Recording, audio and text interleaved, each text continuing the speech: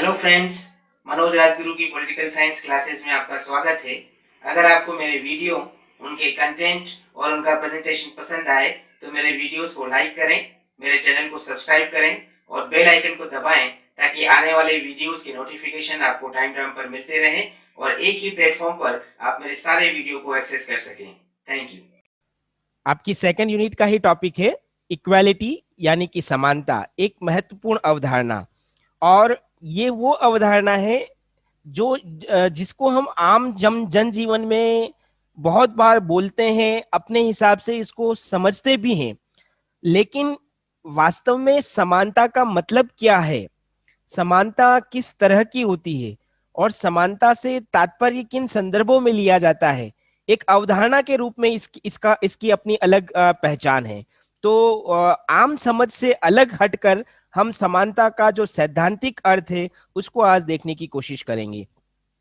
सबसे पहले अगर इसकी कुछ मुख्य बिंदुओं की चर्चा करें तो हम ये कह सकते हैं कि समानता का विचार मनुष्य से जुड़ा हुआ है। मनुष्य एक सामाजिक प्राणी है और समाज में रहने वाले हर व्यक्ति से समानता का विचार जुड़ा हुआ है।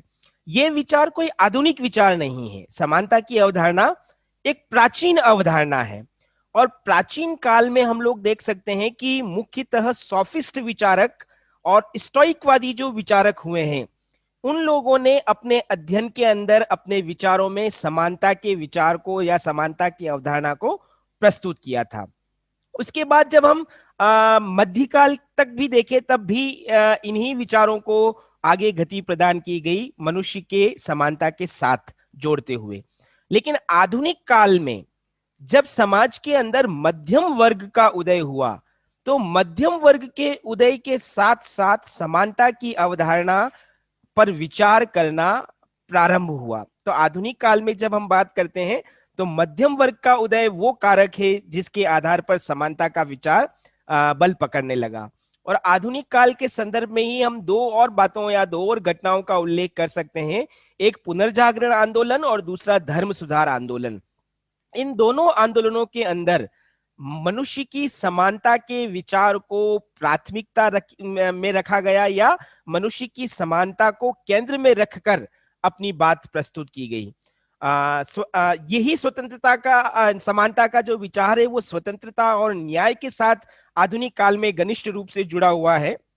आप लोगों ने पढ़ा भी होगा, जब अमेरिकी स्वतंत्रता संग्राम हुआ था तब अमेरिकी स्वतंत्रता संग्राम के दौरान भी मनुष्य को स्वतः समान रूप से स्वीकार किए जाने का विचार फैला था। और इसी तरह से जब फ्रांस की राज्य क्रांति हुई थी तो फ्रांसीसी राज्य क्रांति में भी स्वतंत्रता, समानता और बंधुत्व का नारा प्रदान किया गया। यानी कि फ्रांसीसी क्रांति के अंदर भी समानता के विचार को महत्व प्रदान किया गया। और आधुनिक काल में यदि हम बात करें तो दो विचारधाराएं जिन्होंने समानता की बात मुख्य तौर पर की, वो है एक लोकतंत्र और दूसरा समाजवाद। ये दोनों ही विचारधाराएं व्यक्ति की सर्वांगीण या उसकी हर क्षेत्र में समानता की बात करते हैं, चाहे सामाजिक क्षेत्र हो, आर्थिक क्षेत्र हो, राजनीतिक क्षेत्र हो, सांस्कृतिक क्षेत्र हो, हर क्षेत्र में समानता की बात इन विचारधाराओं के द्वारा की गई है। तो समानता के संदर्भ में जब हम उसके अर्थ को जानने की कोशिश करते हैं तो मुझे लगता है कि ये कुछ प्रारंभिक बातें हमारे लिए जानना जरूरी थी। समानता के अर्थ को स्पष्ट करने से पहले मैं आपके सामने कुछ एग्जाम्पल्स दूंगा। आप लोग हालांकि हम लोग अभी ऑनलाइन पढ़ रहे हैं तो हमारे लिए कुछ लिमिटेशंस हैं, हम प्रॉपर इंटरेक्शन नहीं कर सकते हैं क्योंकि हमारे पास समय की कमी है।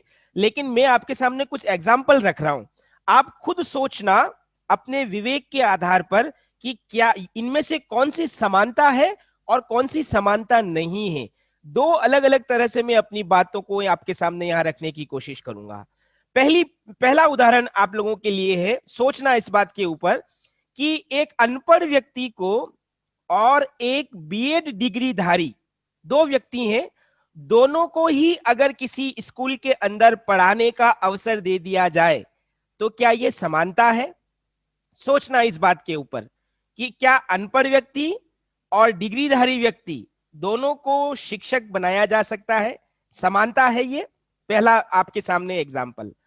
दूसरा, एक बच्चे और एक जवान, क्या दोनों को समान दायित्व या जिम्मेदारी सौंपी जा सकती है?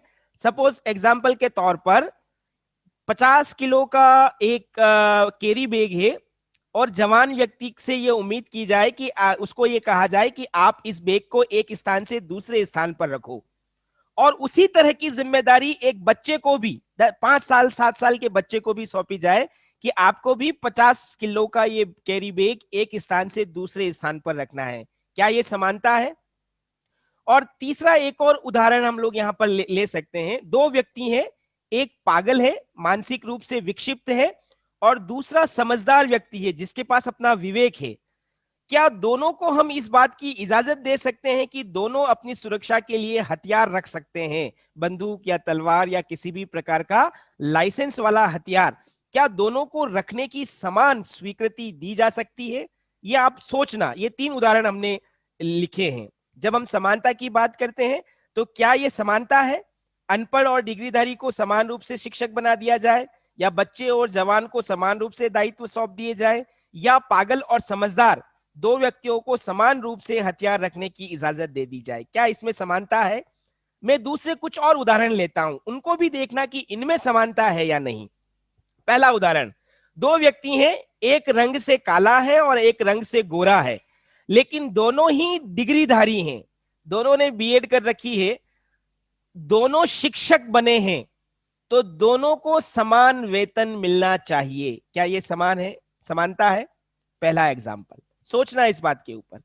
मैं इन सारे उदाहरणों को बाद में वापस आपके सामने लेकर आऊंगा, अभी केवल विचार करने के लिए आपके सामने रखे हैं। दूसरा उदाहरण, एक महिला है और एक पुरुष है, और दोनों में इतनी योग्यताएं हैं कि दोनों हवाई जहाज उड़ाने की क्षमता रखते हैं, तो क्या दोनों को जहाज उड़ाने की इजाजत देना समानता है? ध्यान से समझना इस बात को भी। किसी स्त्री और किसी पुरुष को समान रूप से हवाई जहाज उड़ाने की इजाजत देना समानता है? ये दूसरा एग्जाम्पल आपके विचार के लिए।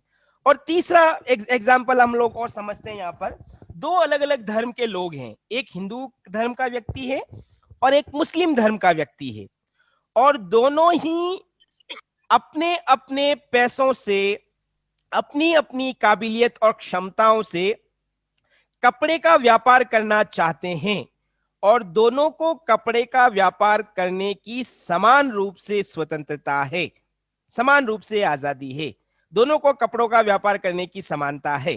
क्या यह समानता है?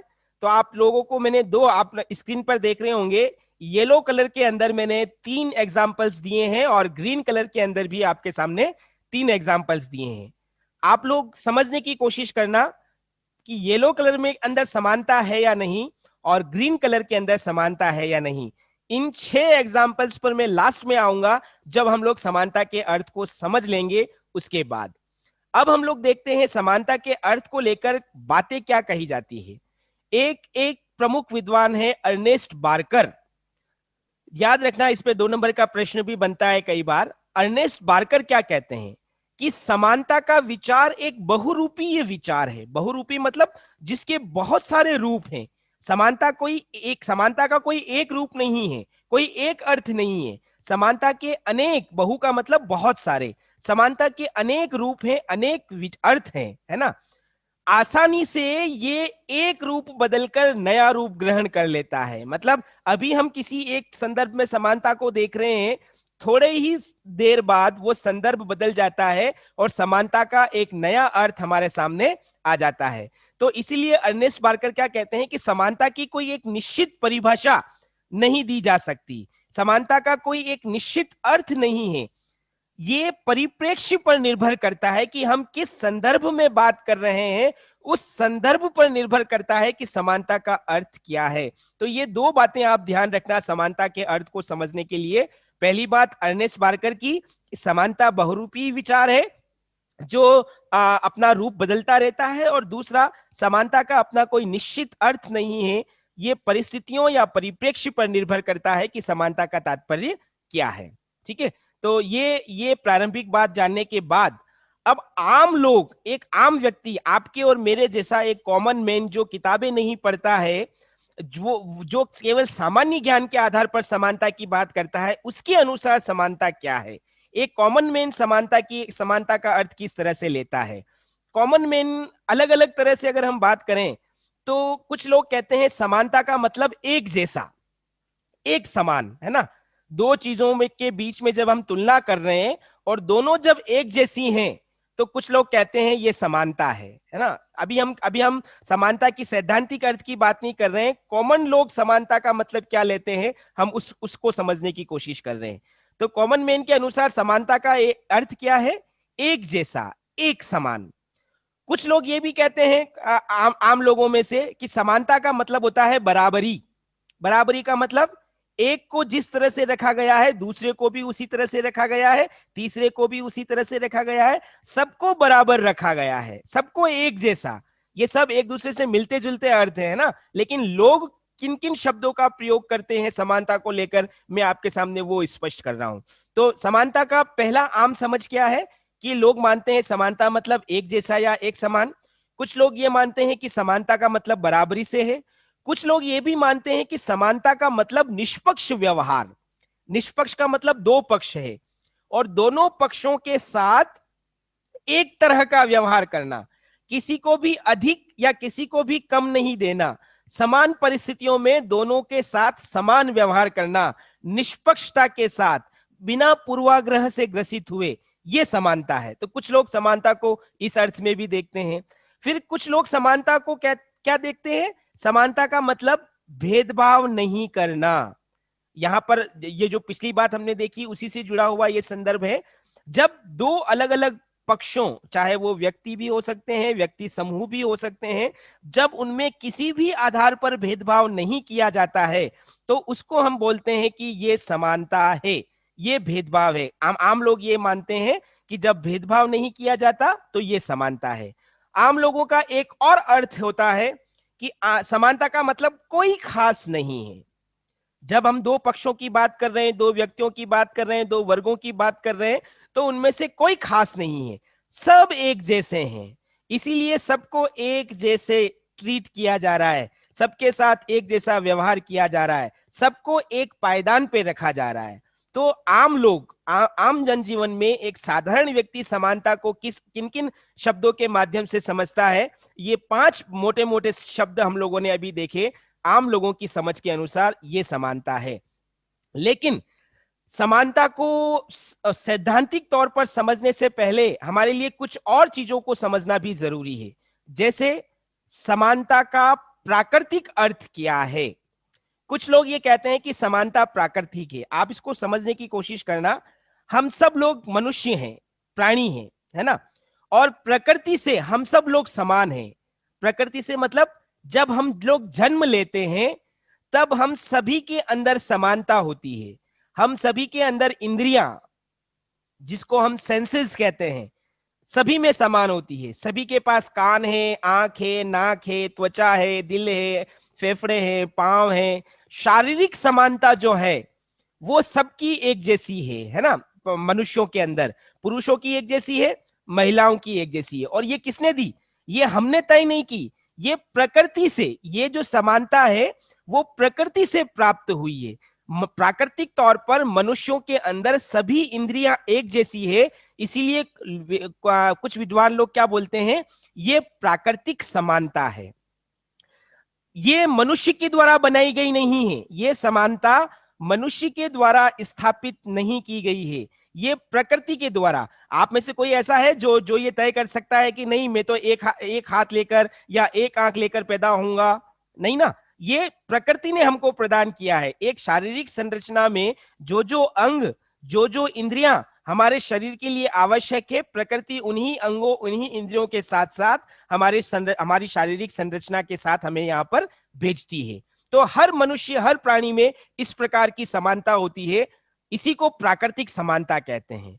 लेकिन जिस तरह से प्रकृति हमें समान बनाती है, उसी तरह से प्रकृति हमें असमान भी बनाती है, जिसको हम प्राकृतिक असमानता कहते हैं। ध्यान से समझना। अब इसका बिल्कुल उल्टी बात मैं कर रहा हूं।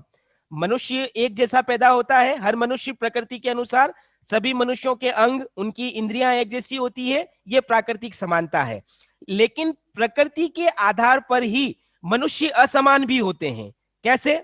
बल, कोई कमजोर होता है, कोई ताकतवर होता है, किसी के अंदर बुद्धि कम होती है, किसी के अंदर ज्यादा होती है, किसी की क्षमता कम होती है, किसी की ज्यादा होती है, कोई गोरा होता है, कोई काला होता है, कोई लंबा होता है, कोई ठिगना होता है, कोई पतला होता है, कोई मोटा होता है। ये व्यक्ति अपने आप तय नहीं करता है। हमारा रंग क्या हम तय करते हैं क्या कि हम गोरे हैं या काले हैं? ये प्रकृति ने हमें प्रदान किया है। इसी तरह से बुद्धि भी, हर व्यक्ति मेधावी नहीं होता है, हर व्यक्ति बुद्धिमान नहीं होता है, और हर व्यक्ति दुर्बल भी नहीं होता है ना? तो ये प्रकृति के आधार पर अपने आप व्यक्ति को अपना ये क्षमताएं व्यक्ति के अंदर आती है, जो अलग अलग व्यक्तियों में अलग अलग तरह की होती है। कुछ गोरे होते हैं, कुछ काले होते हैं, कुछ लंबे होते हैं, कुछ ठिगने या नाटे होते हैं, कुछ मोटे होते हैं, कुछ पतले होते हैं, है ना? तो ये जो असमानता है, ये भी व्यक्ति खुद अर्जित नहीं करता है, ये भी प्रकृति से प्राप्त होती है। तो जैसे समानता प्राकृतिक है, वैसे ही असमानता भी प्राकृतिक होती है, जिस पर मनुष्य का बस नहीं चलता। जैसे इस प्राकृतिक समानता पर मनुष्य का बस नहीं चलता, उसी तरह से इस प्राकृतिक असमानता पर भी मनुष्य का बस नहीं चलता। कोई स्त्री है या कोई पुरुष, ये प्रकृति ने तय किया है, ये असमानता प्रकृति ने तय की है, ये हम लोग तय नहीं करते कि मैं पुरुष ही क्यों हूं या मैं स्त्री ही क्यों हूं, ये हम लोग तय नहीं करते। ये असमानता किसने तय की है? प्रकृति ने तय की है। तो इसको प्राकृतिक असमानता कहते हैं। ठीक है, तो दो शब्द अभी मैंने आपके सामने बताए, एक समानता और एक इसका बिल्कुल उल्टा असमानता, और इन दोनों के प्राकृतिक संदर्भ क्या है वो हमने देखा। लेकिन हम लोग जिस समानता को पढ़ने जा रहे हैं, जिस समानता का अर्थ देखने जा रहे हैं, वो इससे अलग है, और उसके लिए पहले हमें असमानता को समझना पड़ेगा। असमानता दो तरह की होती है।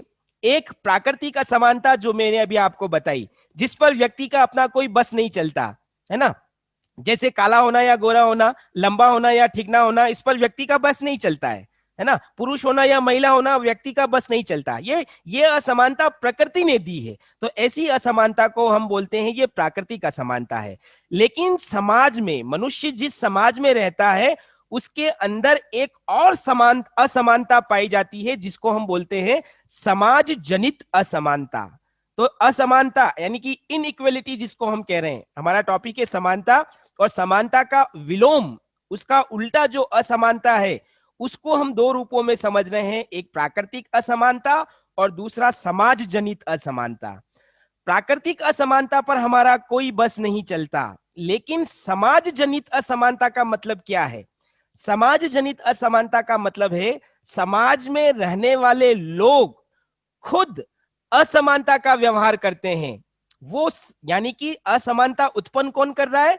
समाज के लोग खुद अपने विचारों से, अपने मान्यताओं से, अपनी परंपराओं से, अपने आचरण से, अपने व्यवहार से असमानता उत्पन्न कर रहे हैं। फॉर एग्जाम्पल, कि मैं पंडित हूं तो मैं ही पूजा करूंगा, ये शूद्र वर्ण का व्यक्ति है, इसको मंदिर में जाने का अधिकार नहीं है। ये असमानता कौन उत्पन्न कर रहा है? ये समाज में रहने वाले व्यक्ति उत्पन्न कर रहे हैं।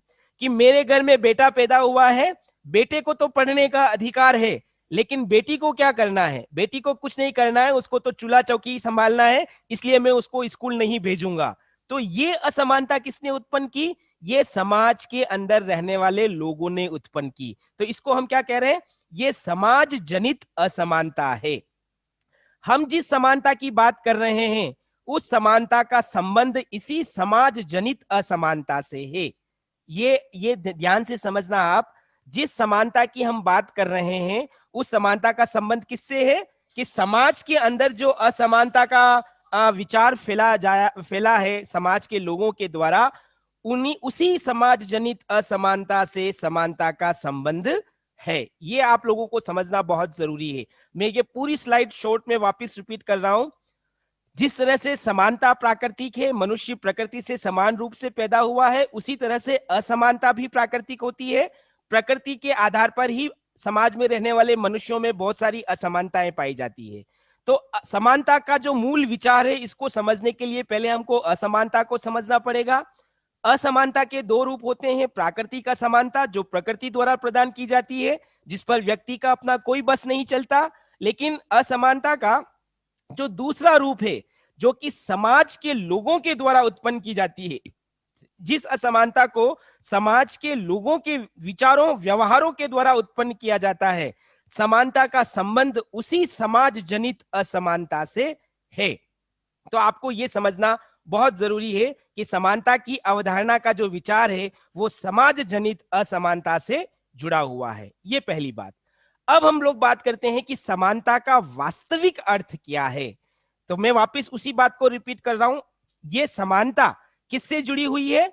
समाज के अंदर लोगों के द्वारा, समाज के द्वारा, राज्य के द्वारा, संस्थाओं के द्वारा जो असमानता फैलाई जा रही है या फैलाई जाती है, उसी से जुड़ा हुआ यह समानता का विचार है। इसीलिए समानता का तात्पर्य उन परिस्थितियों का उत्पन्न होना है। ध्यान से समझना, ये स्लाइड आप समझ जाओगे तो समानता के अर्थ को समझ जाओगे। समानता का अर्थ क्या है? जब हम अवधारणा के रूप में समानता को देखते हैं तो हम कहते हैं कि समाज के अंदर जितने भी लोग रह रहे हैं, जितने भी प्राणी, जितने भी मनुष्य हैं, जब सभी को उनका विकास करने का समान अवसर मिलता है, ऐसी परिस्थितियां जब सभी को प्राप्त होती है तो वो समानता है। पहली बात वापस रिपीट कर रहा हूं, समाज में रहने वाले प्रत्येक मनुष्य को अपने विकास के समान अवसर प्रदान किए जाते हैं, प्राप्त होते हैं, तो वो समानता है। दूसरा, जब समाज और राज्य के द्वारा उस समाज में रहने वाले सभी लोगों के साथ निष्पक्ष आचरण किया जाए। निष्पक्ष आचरण का मतलब एक समाज के अंदर धर्म, जाति, भाषा, वर्ण, रंग, लिंग के आधार पर अलग अलग तरह के लोग रहते हैं। पुरुष भी रहते हैं, महिला भी रहती है, हिंदू भी रहते हैं, मुस्लिम भी रहते हैं, सिख भी रहते हैं, ईसाई भी रहते हैं, पैसे वाले भी रहते हैं, गरीब भी रहते हैं, काले भी रहते हैं, गोरे भी रहते हैं, पुरुष, महिला, मतलब अलग अलग आधार पर देखें तो अलग अलग तरह से लोग रहते हैं। लेकिन इन सभी आधारों को एक तरफ रखकर सभी के साथ समाज और राज्य के द्वारा जब निष्पक्ष आचरण या निष्पक्ष व्यवहार किया जाता है तो वो समानता है। तीसरी बात इसी से जुड़ा हुआ हम लोग कह सकते हैं कि निष्पक्ष आचरण के साथ साथ, मतलब किसी के भी साथ हम भेदभाव नहीं कर रहे हैं, और जब सभी को समान अवसर समान रूप से उपलब्ध कराए जा रहे हैं तो वो समानता है। ये तीसरा संदर्भ हम बता सकते हैं। फिर एक और बात जो अभी मैंने बताई उसी से जुड़ा हुआ, समानता का मतलब समाज के अंदर जितनी भी डाइवर्सिटीज हैं, जितनी भी विविधताएं हैं, उन विविधताओं को नजरअंदाज करते हुए किसी के भी साथ भेदभाव नहीं करना। अब यहां पर एक चीज ध्यान रखना, मैं यहां पर ये स्पष्ट कर रहा हूं, किसी के भी आधार पर भेदभाव नहीं करना समानता है। इसका मतलब ये नहीं कि एक अनपढ़ को भी शिक्षक बना दो और एक डिग्रीधारी को भी शिक्षक बना दो।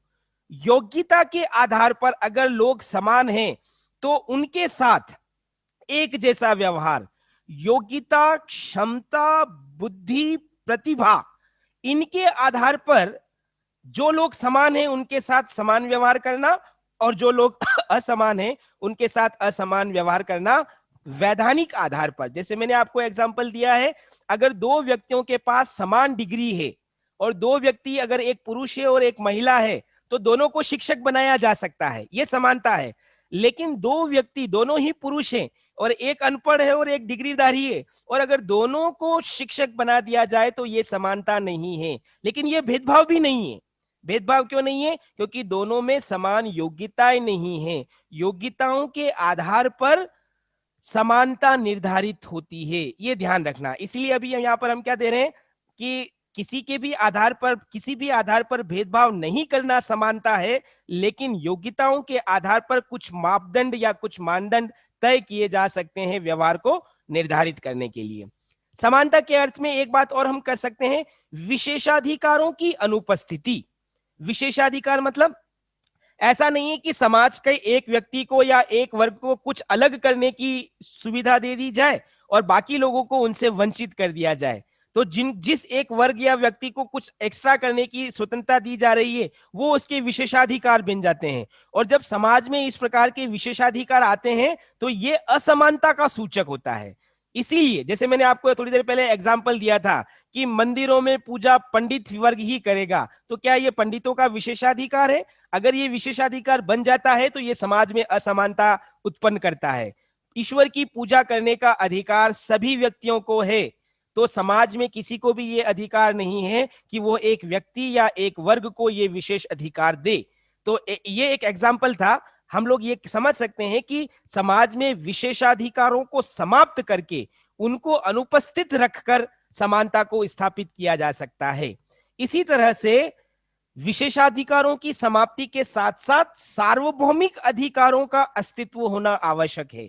सार्वभौमिक अधिकार का मतलब एक देश के अंदर, जैसे हम भारत के एग्जाम्पल की बात करते हैं, हमारे यहाँ पर पूरब से पश्चिम, उत्तर से दक्षिण तक अलग अलग धर्म, जाति, वर्ण, रंग, लिंग इनके लोग रहते हैं।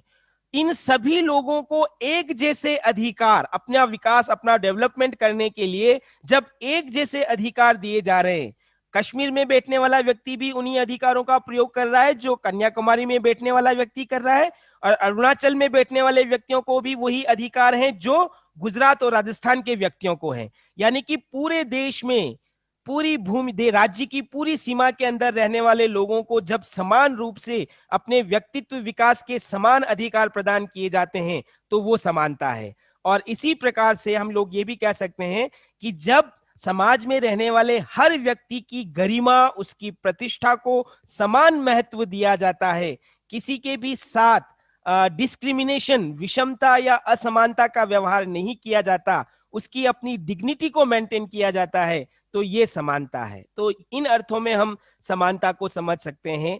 ये जो 7 बातें हैं, ये 7 बातें अगर आपके दिमाग में आ जाती हैं तो आप लोग समानता के अर्थ को समझ सकते हो। यहां एक चीज और ध्यान रखना, हम अभी जिस समानता की बात कर रहे हैं ये समाज जनित असमानता को के विरोध में समानता का विचार है। ये समानता स्थापित कौन करेगा? ये समानता स्थापित करने का दायित्व व्यक्ति का है, समाज का है और राज्य का है। जैसे एग्जाम्पल की बात करें हम, विकास के समान अवसर कौन देगा? जैसे सरकारी नौकरी निकली है ना, तो उस नौकरी में स्त्री और पुरुष दोनों अप्लाई कर सकते हैं। ये अधिकार कौन दे रहा है? ये अधिकार राज्य देगा, है ना। राज्य अब कानून बनाकर ये तय करेगा कि स्त्री को भी, आपको ध्यान हो थोड़ी देर पहले मैंने एक एग्जाम्पल दिया था, एक स्त्री और पुरुष अगर दोनों योग्य है तो हवाई जहाज उड़ा सकते हैं या नहीं? हाँ, उड़ा सकते हैं। कोई स्त्री है तो ये उसका गुनाह नहीं है, कोई पुरुष है तो ये उसका विशेष अधिकार नहीं है। स्त्री और पुरुष दोनों समान हैं, अगर दोनों में समान योग्यताएं हैं तो वो हवाई जहाज उड़ा सकते हैं।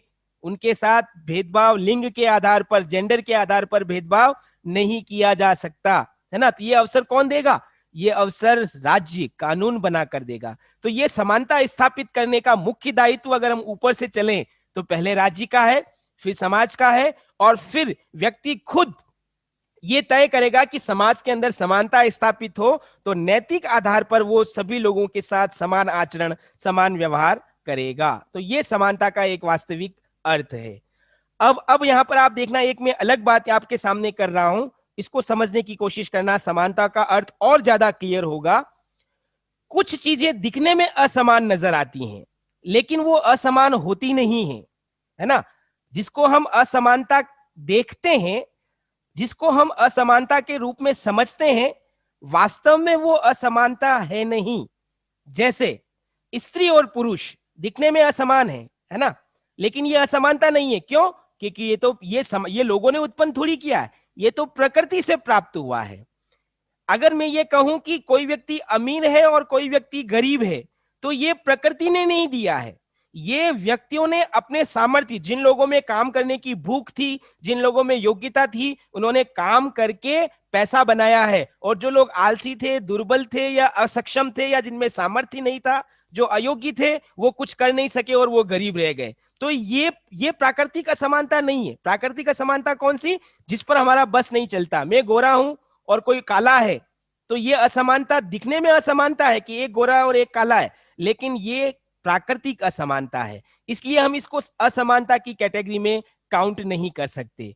इसी तरह से राज्य अगर कुछ पॉजिटिव एक्शन लेता है तो उसको भी असमानता नहीं कह सकते। जैसे एग्जाम्पल के तौर पर मैंने अभी आपको कहा था कि टीचर कौन बन सकता है? जिस व्यक्ति ने ग्रेजुएशन करने के बाद बीएड किया हो या 12th करने के बाद एसटीसी किया हो, फिर भले ही चाहे वो पुरुष हो, महिला हो, किसी भी धर्म का हो, किसी भी वर्ण का हो, किसी भी जाति या धर्म का या क्षेत्र का हो, वो टीचर बन सकता है। लेकिन टीचर बनने के लिए ये योग्यता किसने तय कर दी? ये योग्यता राज्य ने तय कर दी, है ना। कलेक्टर कौन बन सकता है? कोई भी कलेक्टर बन सकता है, लेकिन उसके लिए जो मापदंड राज्य ने तय किए हैं, उन मापदंडों को पूरा करने वाला कोई भी व्यक्ति कलेक्टर बन सकता है। अब अगर एक अनपढ़ व्यक्ति अगर आकर ये कह दे, एक अनपढ़ व्यक्ति लेकिन शारीरिक रूप से वो सक्षम बलशाली है, और वो आकर कह दे कि मुझे कलेक्टर बनाओ, तो ये गलत है, ये भेदभाव नहीं है, उसको कलेक्टर नहीं बनाया जा सकता। क्यों? क्योंकि राज्य ने योग्यताओं, सामर्थ्य, क्षमताओं के कुछ मापदंड तय कर रखे हैं राज्य की गतिविधियों को चलाने के लिए, तो इसको असमानता नहीं कहा जा सकता। और इसी तरह से एक और एग्जांपल हम ले सकते हैं कि अगर राज्य कुछ न्याय संगत और तार्किक कदम उठाता है, तो वो भी असमानता नहीं है। फॉर एग्जाम्पल, आप लोगों ने सुना होगा हमारे भारतीय राज व्यवस्था या भारतीय समाज के अंदर रिजर्वेशन की एक प्रणाली है। जो हमारे यहाँ पर बैकवर्ड क्लास हैं, वंचित वर्ग हैं समाज के, अनुसूचित जाति और जनजाति, जिनका प्राचीन और मध्यकालीन भारतीय समाज में लंबे समय तक शोषण हुआ, उनको शिक्षा के साथ साथ नौकरियों में, यहाँ तक कि प्रतिनिधित्व के अंदर भी आरक्षण दिया गया है ना। उनको विशेष सुविधाएं प्रदान की गई है। कुछ लोग मानते हैं कि ये समानता के सिद्धांत का उल्लंघन है, लेकिन ये असमानता नहीं है। ये क्या है? ये न्याय संगत असमानता है। न्याय संगत असमानता का मतलब, चूंकि ये इन वर्गों के लोग एक लंबे समय तक उपेक्षा और शोषण के शिकार रहे हैं, तो इसलिए इनको राज्य की मुख्य धारा में लाने के लिए राज्य के द्वारा विशेष प्रावधान के तहत आगे लाने का प्रयास किया जा रहा है। तो ये तार्किक और न्याय संगत असमानता है, इसलिए हम इसको असमानता की श्रेणी के अंदर नहीं ले सकते। तो ये कुल 3 बातें हैं जो दिखने में असमान नजर आती है, लेकिन वास्तव में असमान है नहीं। पहला, प्राकृतिक असमानता। दूसरा, राज्य के द्वारा जो सकारात्मक एक्शंस लिए जाते हैं वो। और तीसरा, राज्य जिन तार्किक और न्याय संगत डिसीजंस को लेकर पॉलिसीज को इंप्लीमेंट करता है, वो दिखने में असमान है, लेकिन वास्तव में वो असमानता का सूचक नहीं है। एक आखिरी बात जो मैं यहाँ पर आप लोगों के सामने कर सकता हूं, जो अर्थ अभी हम लोगों ने देखे थे समानता के, उसके आधार पर कुछ मुख्य बातें हम लोग बता सकते हैं। समानता है क्या? पहली बात, समानता प्रोपोर्शनल होती है, आनुपातिक होती है। देखो, ये शब्द कठिन है, लेकिन बहुत सिंपल समझना। आनुपातिक का मतलब क्या है? अभी मैंने आपको एग्जाम्पल दिया, टीचर कौन बन सकता है?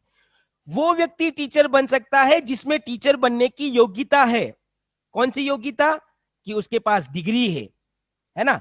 अनपढ़ व्यक्ति टीचर नहीं बन सकता, यह अनुपात है। आनुपातिक आधार पर जिन जिन व्यक्तियों के पास डिग्री है वो टीचर बन सकता है, और जिन जिन व्यक्तियों के पास डिग्री नहीं है वो टीचर नहीं बन सकता। ये तो समानता क्या हो गई? आनुपातिक हो गई, है ना।